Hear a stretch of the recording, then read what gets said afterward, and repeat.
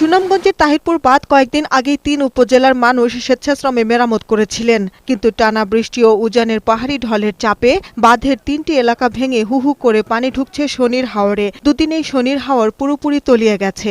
বিস্তীর্ণ হাওরে ১০,০০০ হেক্টর জমির আধা পাকা বোরো ধান এখন পানির নিচে। রোববার সকালে বাঁধের লালুর গোয়ালা, আহম্মকখালী ও রাধাপুর নামের ৩টি জায়গা দিয়ে পানি ঢুকতে শুরু করে। এলাকাবাসী তা মেরামতের চেষ্টা করেও রক্ষা করতে পারেননি। এছাড়া মৌলভীবাজারের পাহাড়ি ঢল ও বৃষ্টি অব্যাহত থাকায় পানিবন্দী রয়েছে বড়লেখা, জুড়ী ও কুলাউড়া উপজেলার প্রায় ৫০,০০০ মানুষ। ধান ও মৎস্য সম্পদ হারিয়ে হাহাকার করছে এ জেলার হাকালুকি, কাওয়াদিঘি, হাইল হাওরের মানুষ। স্থানীয় কৃষি ও মৎস্য বিভাগ জানিয়েছে, বন্যায় এসব এলাকার ফসল ও মাছের ক্ষতির পরিমাণ প্রায় ২০০ কোটি টাকা।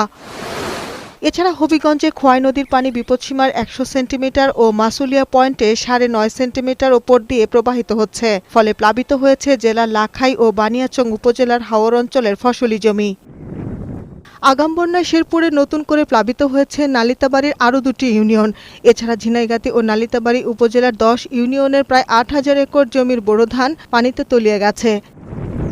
৪ মাস আগে ভেঙে যাওয়া নালিতাবাড়ির চেল্লা নদীর রাবার ড্যাম এলাকার ৭০ ফুট বাঁধ এখনও মেরামতের উদ্যোগ নেওয়া হয়নি। ফলে রাঘব ইউনিয়নের ১০টি গ্রামের ১৫০০ একর জমির বোরো ধান পানিতে ডুবে গেছে।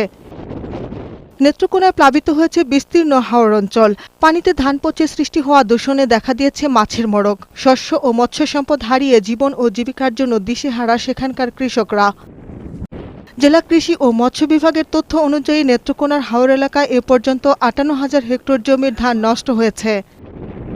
এছাড়া পানির দূষণে মরেছে প্রায় ৮০০ মেট্রিক টন মাছ। ক্ষতিগ্রস্তদের সহায়তা করা হচ্ছে বলে জানিয়েছেন জেলা প্রশাসক। ডেস্ক রিপোর্ট, বৈশাখী সংবাদ।